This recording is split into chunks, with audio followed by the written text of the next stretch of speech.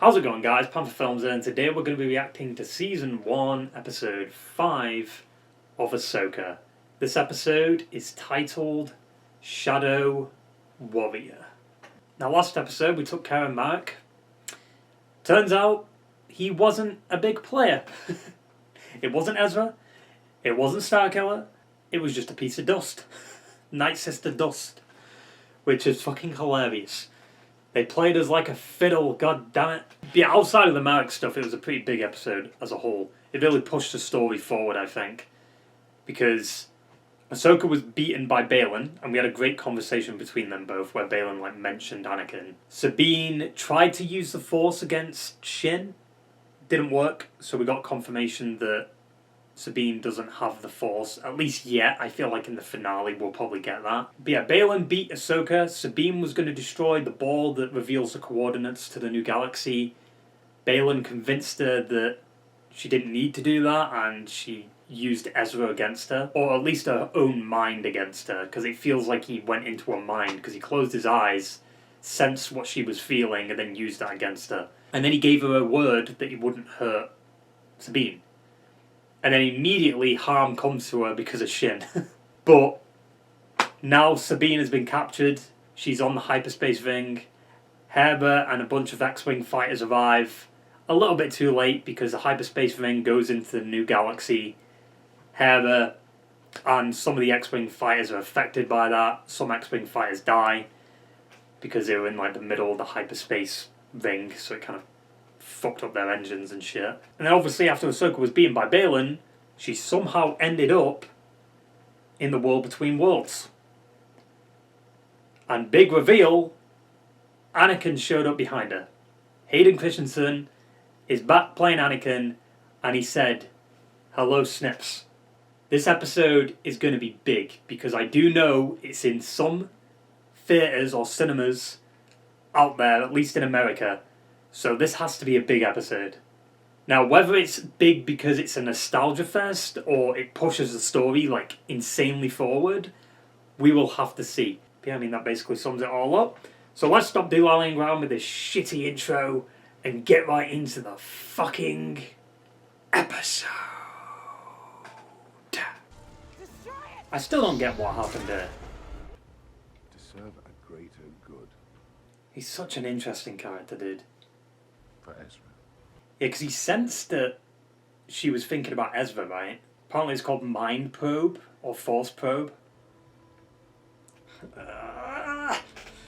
Dude, just give me a full episode of them two, please. Fucking Marek. Piece of dust. Are you kidding me, dude? I don't fucking care about Huyang. Show me. Hayden. Wait. Marek? No. I was about to say, like, is Marek going to come back to life? Is that what caused Ahsoka to go into the realm between realms? There must be a reason she went into the realm between realms. I'm thinking like it's because she's maybe connected to the sister, the daughter still. Where is everyone? That's what worries me. Mom, Fucking Chopper. can I come out now? No. Why would you even bring him with you? We don't know this planet, so keep Chopper with you. He's gonna wander off, isn't he? He's hiding behind Chopper. Oh, it's Huyang. I told them to stay together. Yeah, and they did the exact opposite immediately. Does he sense her? Jesus. Please, just the rest of the episode be with Shadow Warrior. Yes. Let me see him. You look the same. You look old. Actually, what happened? Yeah, how did you get? Fight. You lost. Baylan's full. So you do remember. Hmm. It means you still have a chance to live. What? I'm here to finish your training. Stop it, dude. One is never too old to learn, Snips. Stop it. What's the lesson? Live? I'll die. I won't fight you. I've heard that before. Oh,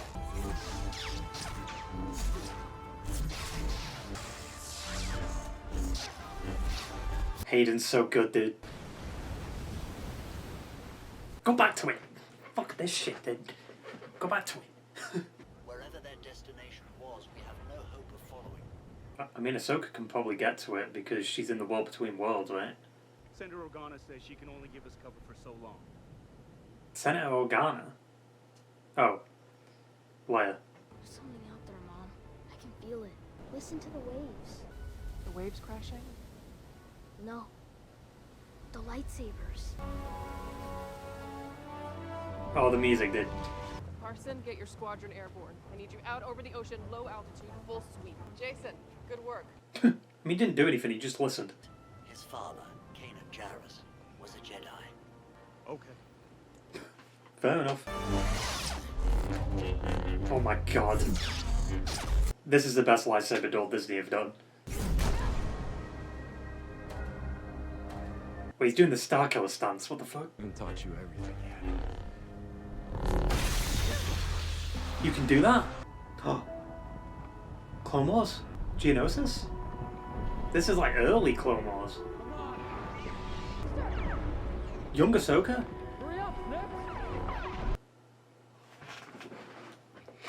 He's wearing the Clone Wars armor, dude. This is the Clone Wars. Yeah, no kidding. Master! Wait!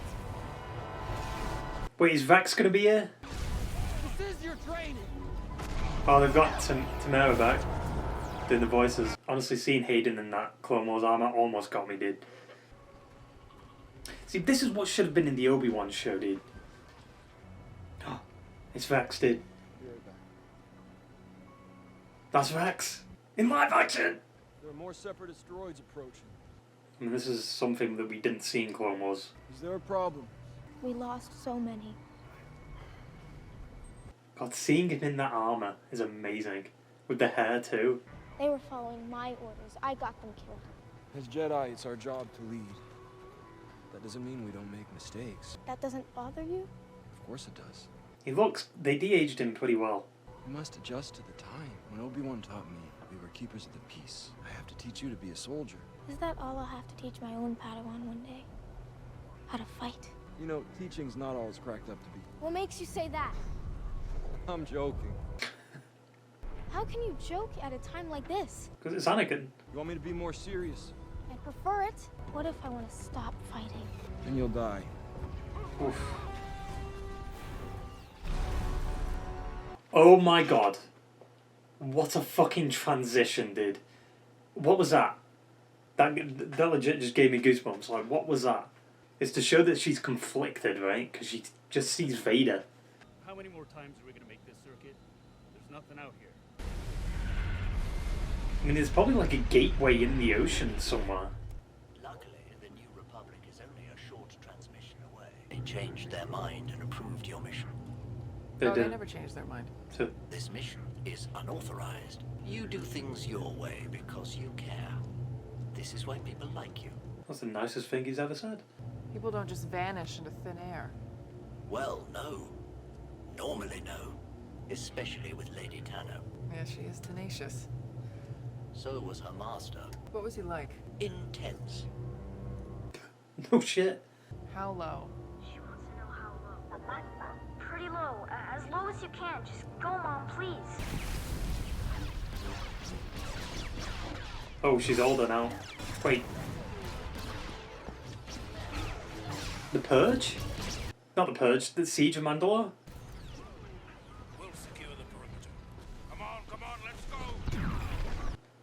This is the Siege of Mandalore, right? We had parted ways by now.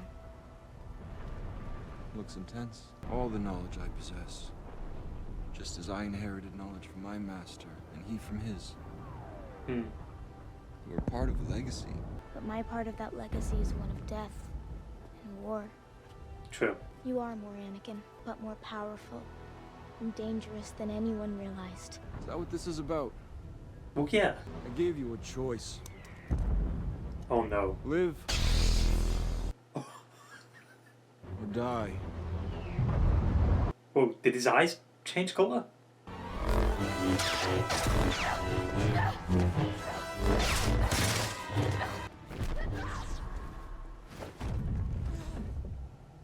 Oh no. Oh no. Okay, he can turn into... Oh my god.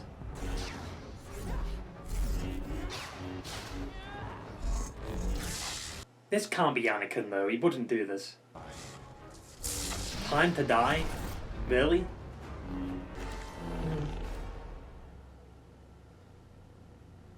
His eyes have changed colour.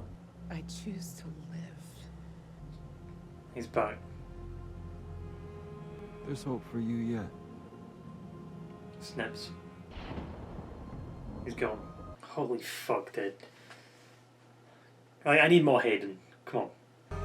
Wait, what? What's happening? I'm so confused how she got here in the first place. So I guess it is just a place in between life and death, right? She went there and she fought her way out in a way. Oh, she's dead. Imagine after all that she just dies. Damn, how far did she go out? This is twice she's been saved by the world between worlds. Like, Anakin was just like her inner conflict coming out. Because you got to see both sides of him, like what she remembered and what she fought, which was Vader. How long have I been out? 10 days. One rotation. Jason is here. With his mother and a squadron of X-Wings. We were hoping you could explain what happened. Come on, are we going to see Thrawn at the end of this episode? We have to, right? I heard you fighting. Who are you fighting with? Hey, I have an idea. Do you have a training room in your starship? Yes. Will you train me? No. Will you teach me? No. The last time I saw Sabine, she was holding this. She might have left an impression on it. Oh yeah, because Ahsoka can kind of do that, right, I think. She did it in episode 2. You're not like her, are you? For Ezra. Yeah, she was taken. But how are you going to get to her? I took her with them, and she's alive. Well, we have to go after them. How? It's the fleet. They're on their way. Huh? Well, they're a little late. I don't think they're coming to help. Uh-oh. I'll deal with this. You can work out a way to find Sabine. I mean, to be fair, they saw a giant hyperspace ring. So they could definitely tell the fleet that, you know. Purgles. Because the Purgles have done it once, they could do it again. Do you have Morgan Elsbeth in custody? No. Do you have evidence of Imperial remnant activity? I mean, the hyperspace ring. The Senate Oversight Committee is going to determine if your command should be permanently suspended. What? I know how to follow Sabine. Purgles. Without the map, we don't have the proper hyperspace coordinates. You think they do? Only one way to find out. I mean, the Purgles connected to the Force, aren't they, a little bit? So maybe you could use that. Is it just me, or does it feel like Ahsoka's been, like, reborn? Like, she's wearing different clothes now. It's kind of like Gandalf, a little bit. That's a big one. Wish me luck. Is she gonna jump on top of it? Connect with it? There he is. No shit. What if the Purgles tear these ships apart? It'd be funny as fuck. Repeat, please identify yourself. Captain, the reason we are here is because there was no mission. I respectfully disagree. She's trying to work out what to say. He's like, alright. It's just like the stories you told me. How the whales took Ezra and the bad guys far, far away. Now they'll take Ahsoka to where Ezra is? If he isn't dead. Because, I mean, how would Thrawn still be walking about and doing all these things behind the scenes, but then Ezra's nowhere to be found? Like, I don't know. There's no signs of Ezra being anywhere. Imagine it just eats her. She dies again. Move us in. All right. But you best come back inside. Yeah, I was about to say, like, you're not going to stay outside while you're inside its mouth. Would that really work? Just hiding in its mouth? I have no idea. What? No idea. I'd move your fleet out of there if I were you. See, this feels like Star Wars to me. Not powering up. Jason's too young to travel between galaxies. May the Force be with you. But don't end the episode. Like, let me see Thrawn at least, come on. Fuck you. Well, I guess you can say Dave Filoni definitely cooked with this one. Holy shit. In all honesty, that has to be one of the best Star Wars episodes that we've got in a while. But is that because of the fan service? You know, Hayden coming back, Ahsoka versus Anakin, Clone Wars like attire, the transitions. That alone makes this episode like a fucking 10 out of 10. Like, what was that transition to Vader? Like, that was ridiculous. Captain Vex, or Commander Vex, because we saw the Siege of Mandalore storyline. This episode just felt like Star Wars. And we've got that feeling a few times throughout like the Disney Plus era. Like, it was there with Andor a little bit, but Andor does it in a grounded way.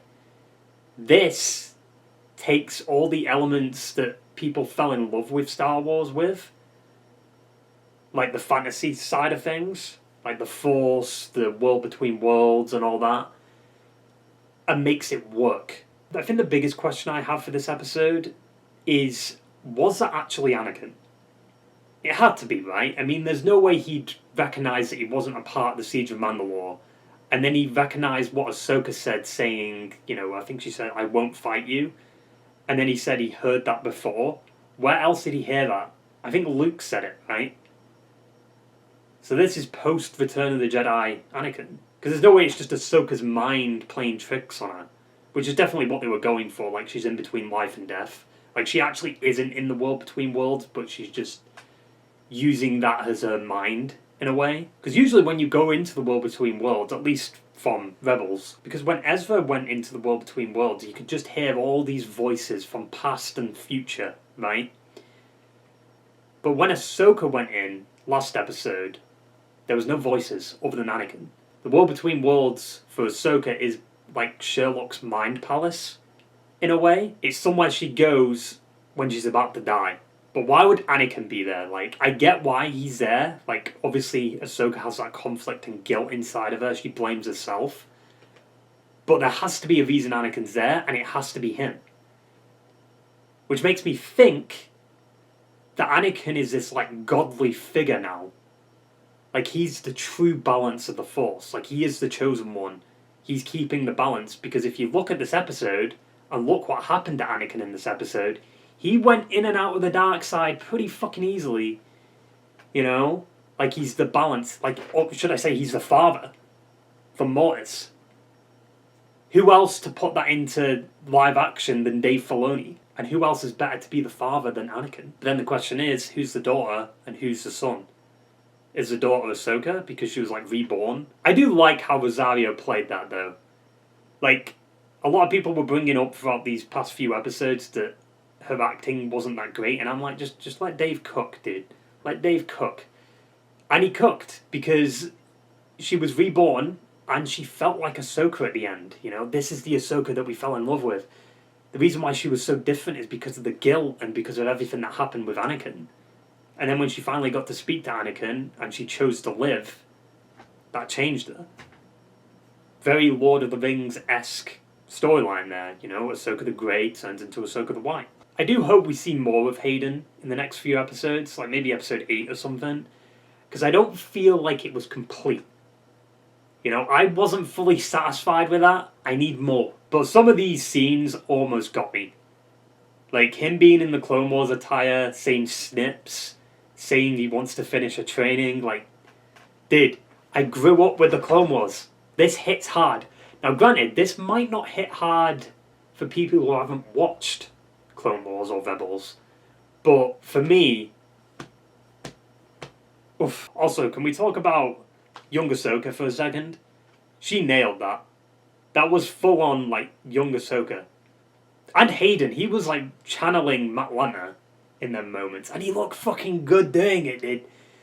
Like, they de-aged him really well. A lot of people were shitting on the de-aging for last episode, but I made the pretty obvious assumption, which was, why would they put effort into a scene that lasts like 10 seconds versus a whole episode? Obviously he's going to look better in this episode, which he did. Yeah, Ahsoka and Huyang going to a new galaxy, the Purgles, just, it's going to be interesting. I do wonder if they'll take her to the actual galaxy or area that Ezra's in. But then you've got to assume, okay, Ezra's out there, but why is Thrawn the only one that's making plays? You know what I mean? Like, has Ezra been captured? Even though Ezra, in a way, had the upper hand in the Season 4 finale of Rebels. That transition from Anakin to Vader has to be one of the hardest shots I've seen in Star Wars. Like, that was wild. I got goosebumps from that, because that was... What? How do you do a shot like that? How does that only come about now? You know, like, that should have been a shot from ages ago.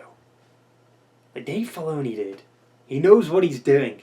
Yes, he has some misses, but he has some fucking fantastic hits.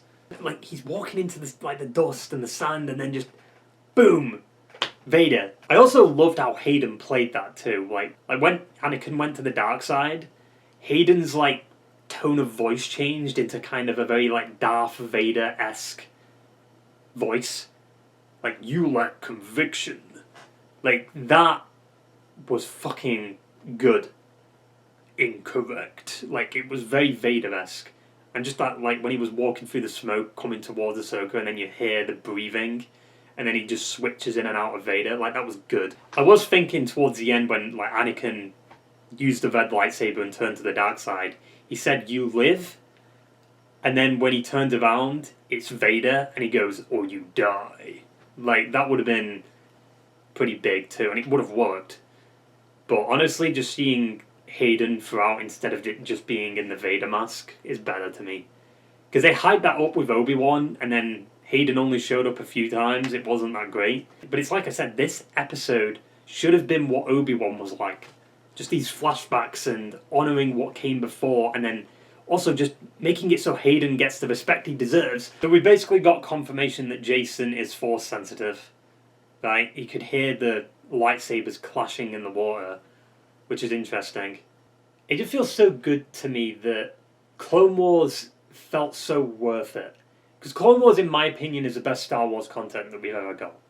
Same thing with Rebels. Well, most of Rebels. Like, some of Rebels is kind of like, it doesn't need to exist. But a lot of Rebels is good. You know? I'm not a huge fan of the lightsabers in Rebels, though. They're fucking too thin. Makes no sense. See, this is why Dave Filoni should just be in charge of Star Wars. He understands it. And this is the shit that we wanted from the fucking sequel trilogy, dude. Not what we got. Like, Luke training the new Jedi Order, like, and then this new threat comes along and all that. Thrawn comes back. It should have been that. Instead of what we actually got, which was this inconsistent fucking mess. It's crazy to me how Clone Wars, when it first came out, people shit on it. Like, they didn't like Ahsoka, they didn't like the way Anakin was. It didn't feel like the Star Wars we knew. And then as soon as it progressed, and we got the good shit, then people were like, okay, yeah, this shit's good. This shit's good. And now look at it. Like, Clone Wars is being respected in live action. Captain Rex is now in live action. Hayden in the Clone Wars armor. Ahsoka now having her own show. Even though it's technically Rebel Season 5, but still. I can't stop thinking about that fucking shot. Like, he's just going into battle, and he changes into Vader. What a fantastic shot, dude. Also, what was that first battle they were in? Was it on Ryloth? Because I swear I saw is it Twi'leks? In the background? It must have been Ryloth, right? Because that was like one of the first things they did in Clone Wars. Because you had the what chronological order was it? Was it Cat and Mouse was the very first episode in terms of chronological order, right? Oh no, Cat and Mouse was on Christophsis, right? Yeah, you had the Christophsis storyline, then Ahsoka came into it, then you had Ryloth, I think. Fucking Dave Filoni did. Like, he pays attention to shit like that.